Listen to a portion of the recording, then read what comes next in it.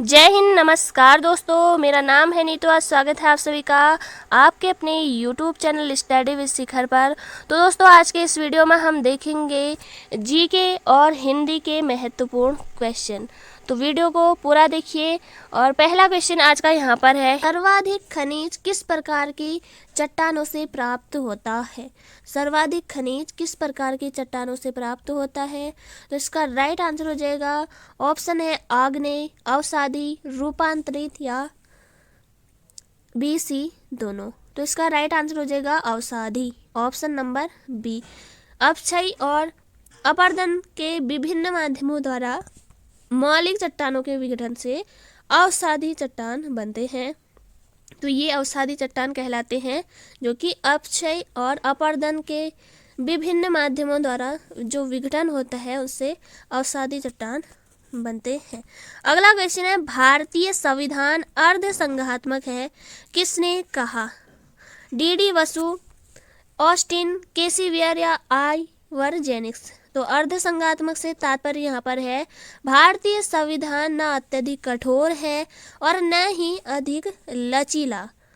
तो एक मध्य में एक अच्छा संतुलन स्थापित करता है भारतीय संविधान। अर्धसंघात्मक है भारतीय संविधान, यह किसने कहा? तो ये कहा था केसी वेयर ने। ऑप्शन नंबर डी बिल्कुल सही हो जाएगा, केसी वेयर। अगला क्वेश्चन है, निम्नलिखित में से कौन सी केंद्रीय सरकारी एजेंसी मानचित्रण और खनिजों के अन्वेषण का कार्य करती है? तो ये करती है भारतीय खान ब्यूरो। इसकी स्थापना दोस्तों हुई थी 1948 में और इसका मुख्यालय है धनबाद, झारखंड। भारतीय खान ब्यूरो का मुख्यालय है धनबाद, झारखंड में और स्थापना हुई थी वर्ष 1948 में। अगला क्वेश्चन, भारत में राष्ट्रीय आकलन किसके द्वारा तैयार किया जाता है? तो ये किया जाता है केंद्रीय सांख्यिकी संगठन, जिसकी स्थापना हुई थी 2 मई 1951 में। 2 मई 1951 में हुई थी केंद्रीय सांख्यिकी संगठन की स्थापना, और ये भारत में राष्ट्रीय आय का आकलन करता है। अगला क्वेश्चन है, अनवार ये सुहेली ग्रंथ किसका अनुवाद है? अनवार ये सुहेली किसका अनुवाद ग्रंथ है? तो इसका राइट आंसर हो जाएगा आपका option number A, Panchatantra. Panchatantra का फारसी अनुवाद दोस्तों अनवार ए सुहेली नाम से किया गया अबुल फजल द्वारा। अबुल फजल ने अनवार ए सुहेली नाम से किया था पंचतंत्र का अनुवाद फारसी में। अगला क्वेश्चन है, हल्दी घाटी का युद्ध कब हुआ था? तो ये हुआ था 18 जून 1576। 18 जून 1576 महाराणा प्रताप और अकबर के मध्य। और इसका उद्देश्य दोस्तों अकबर द्वारा महाराणा प्रताप के साम्राज्य को अपने अधीन लाना था। अगला क्वेश्चन, पृथ्वी की सतह से सबसे दूरी वातावरणीय परत को क्या कहा जाता है? तो ये कहा जाता है बाह्यमंडल। पृथ्वी का जो वायुमंडल है दोस्तों, यहाँ से क्रम आप देख लीजिए दूर से पास। सबसे दूर में आ जाएगा आपका बाह्यमंडल, दूसरे नंबर पर आपका आएगा आयन मंडल, दूसरे नंबर पर आएगा आयन मंडल, और तीसरे नंबर पर आएगा मध्य मंडल और समताप मंडल मध्य मंडल के बाद, और फिर आपका आएगा क्षोभ मंडल। क्षोभ मंडल को ट्रोपोस्फियर भी कहा जाता है, और सबसे नज़दीक होगा आपका क्षोभ मंडल, उसके बाद समताप, मध्य, आयन और लास्ट में हो जाएगा सबसे दूर बाह्यमंडल। तो यहाँ पर दूर पूछा है तो ऑप्शन नंबर ए बिल्कुल सही हो जाएगा। अगला क्वेश्चन, किस युद्ध में जीतने के बाद शेर शाह ने दिल्ली में द्वितीय अफगान राज्य की स्थापना की थी? तो ये की थी बिलग्राम का युद्ध के बाद, जो कि 1540 में हुआ था। तो सूर साम्राज्य के संस्थापक थे शेरशाह सूरी, और जो बिलग्राम का युद्ध है ये हुआ था शेरशाह सूरी और हुमायूं के बीच। अगला क्वेश्चन है यहाँ पर, मेवाड़ से युद्ध तथा चित्तौड़ की संधि निम्न में से किसके शासनकाल की महत्वपूर्ण उपलब्धि है? तो इसका राइट आंसर हो जाएगा ऑप्शन नंबर बी, जहांगीर। सन 1605 से 1615 तक मेवाड़ के राजा महाराणा प्रताप के उत्तराधिकारी राणा अमर सिंह और मुगलों के मध्य 18 युद्ध लड़े गए, लगभग 18 युद्ध लड़े गए। और इसके बाद राणा अमर सिंह ने 1615 में मुगलों से संधि कर ली थी। तो इसे भी आप जरूर याद रखिएगा, 1615 में। बढ़ेंगे नेक्स्ट क्वेश्चन की तरफ। नेक्स्ट क्वेश्चन है यहाँ पर, निम्न में से कौन आम चुनाव का उदाहरण है?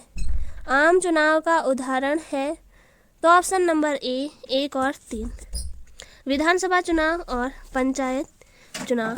तो इसका राइट आंसर हो जाएगा ऑप्शन नंबर ए। और भारत दोस्तों, भारत विश्व में सबसे बड़ा आम चुनाव कराने वाला देश है। आम चुनाव कराने वाला विश्व में सबसे बड़ा देश है भारत। अगला क्वेश्चन, चंदेल वंश का साम्राज्य निम्न में से किस क्षेत्र में फैला था? चंदेल वंश का साम्राज्य किस क्षेत्र में फैला था? तो इसका राइट आंसर हो जाएगा Bundelkhand, option number D. Chandel वंश दोस्तों प्रारंभ में गुर्जर प्रतिहार वंश के सामंत थे। गुर्जर प्रतिहार वंश के सामंत थे। और चंदेल वंश का संस्थापक कौन था? तो नन्नुक। नन्नुक चंदेल वंश का संस्थापक था। और चंदेलों की राजधानी थी खजुराहो, मध्य प्रदेश। खजुराहो, मध्य प्रदेश। अगला क्वेश्चन है, हीमोग्लोबिन में क्या होता है? हीमोग्लोबिन में क्या होता है दोस्तों? हीमो का ही शाब्दिक अर्थ होता है लोहा। हीमो का शाब्दिक अर्थ होता है लोहा। तो इसका राइट आंसर हो जाएगा ऑप्शन नंबर डी। जो हीमोग्लोबिन दोस्तों जो रक्त में ऑक्सीजन के परिवहन का कार्य करता है। अगला क्वेश्चन, दक्षिण अमेरिका के निम्नलिखित देशों में से कौन सा क्षेत्रफल में सबसे बड़ा है? तो इसका राइट आंसर हो जाएगा ब्राजील। ब्राजील की राजधानी ब्राजीलिया है। और ब्राजील का सबसे बड़ा शहर है रियो डी जेनेरियो। तो याद रखिएगा। और यह देश ब्रिक्स का हिस्सा भी है, ब्राजील। अगला क्वेश्चन है, गुप्त संवत की शुरुआत किसने की थी? गुप्त संवत की शुरुआत किसने की थी? तो इसका राइट आंसर हो जाएगा चंद्रगुप्त प्रथम ने। तो याद रखिएगा ऑप्शन नंबर बी बिल्कुल सही हो जाएगा। नेक्स्ट क्वेश्चन है, निम्न में से किस मंदिर के निर्माण से द्रविड़ स्थापत्य कला की शुरुआत हुई? तो ये हुई थी कैलाश मंदिर। कैलाश मंदिर का निर्माण दोस्तों पल्लव वंश के राजा थे नरसिंह वर्मन द्वितीय। नरसिंह वर्मन द्वितीय ने कांची के कैलाश मंदिर का निर्माण किया था। तो ऑप्शन नंबर ए बिल्कुल सही हो जाएगा। अगला क्वेश्चन है, अशोक के किस शिलालेख में पशु बलि की निंदा की गई है? तो ये की गई है ऑप्शन नंबर ए, पहले शिलालेख में पशु बलि की निंदा की गई है। और अशोक के 14 शिलालेख जो कि 8 स्थानों से प्राप्त हुए हैं, शाहबाजगढ़ी, मनसेहरा, सोपारा, धौली जौगढ़ और उत्तराखंड में ही है आपका कालसी। तो 8 स्थान ऐसे थे जहाँ से अशोक के 14 शिलालेख प्राप्त हुए हैं। तो याद रखिएगा। अगला क्वेश्चन है, कलिंग युद्ध का वर्णन अशोक के किस शिलालेख में किया गया है? तो ये किया गया है आपका 13वें अभिलेख में। ऑप्शन नंबर डी बिल्कुल सही हो जाएगा। और कलिंग युद्ध दोस्तों 261 ईसा पूर्व में लड़ा गया था। अगला क्वेश्चन, राष्ट्रीय किसान आयोग का गठन किस वर्ष किया गया? तो ये किया गया वर्ष 2004 में। नवंबर डेट याद रखनी है तो 18 नवंबर आप जरूर याद रखिएगा। 18 नवंबर 2004 को राष्ट्रीय किसान आयोग का गठन किया गया। और इसके जो पहले अध्यक्ष थे वो थे आपके MS स्वामीनाथन। अगला क्वेश्चन है, IFCI की स्थापना कब की गई थी? तो पहले इसका पूरा नाम देख लेते हैं, industrial finance corporation of India. तो ये IFCI का पूरा नाम है। और इसकी स्थापना दोस्तों हुई थी 1 जुलाई 1948। ऑप्शन नंबर बी बिल्कुल सही हो जाएगा। बढ़ेंगे नेक्स्ट क्वेश्चन की तरफ। अतिवृष्टि का विलोम शब्द है। अतिवृष्टि का विलोम शब्द है तो इसका राइट आंसर हो जाएगा अनावृष्टि। Option number B. अगला क्वेश्चन है, लोहे के चने चबाना मुहावरे का अर्थ है। लोहे के चने चबाना मुहावरे का अर्थ है। इसका राइट आंसर हो जाएगा कठिन परिश्रम करना। कठिन परिश्रम करना मतलब लोहे के चने चबाना। ऑप्शन नंबर डी बिल्कुल सही हो जाएगा। अगला क्वेश्चन है, भूरे बालों की सी कतरन में कौन सा अलंकार है? तो इसका राइट आंसर हो जाएगा उपमा अलंकार। तो सी से सी सा, तो इससे आप पता लगा सकते हैं कि उपमा अलंकार है। अगला क्वेश्चन है, राम राम कही राम कही, राम राम कही राम, तनु परिहरि रघुवर विरह, राव गयेउ सुरधाम। उपरोक्त में कौन सा रस है? इसका राइट आंसर हो जाएगा ऑप्शन नंबर ए करुण रस। अगला क्वेश्चन, परवल का विलोम शब्द क्या है? परवल का विलोम शब्द क्या है? तो इसका राइट आंसर हो जाएगा निर्बल। Option number B. अगला क्वेश्चन, कपास ओटना मुहावरे का अर्थ है? कपास ओटना मुहावरे का अर्थ है खेती करना, बेकार करना, या व्यर्थ का कार्य करना, या इधर उधर भागना। तो कपाट ओटना मुहावरे का अर्थ है व्यर्थ का कार्य करना। ऑप्शन नंबर सी बिल्कुल सही हो जाएगा। अगला क्वेश्चन है, माया दीपक नर पतंगे में कौन सा अलंकार है? माया दीपक नर पतंगे में कौन सा अलंकार है? तो इसका राइट आंसर हो जाएगा रूपक। रूपक अलंकार है इसमें। अगला क्वेश्चन, हिंदी भाषा की लिपि है गुरुमुखी, संस्कृत, फारसी, या देवनागरी? तो इसका राइट आंसर हो जाएगा देवनागरी। Option number D. अगला क्वेश्चन है, दिन दिवस गृह क्या है? महल, गांव, सदन, या शहर? इसका राइट आंसर हो जाएगा ऑप्शन नंबर सी सदन। दिन दिवस और गृह सदन।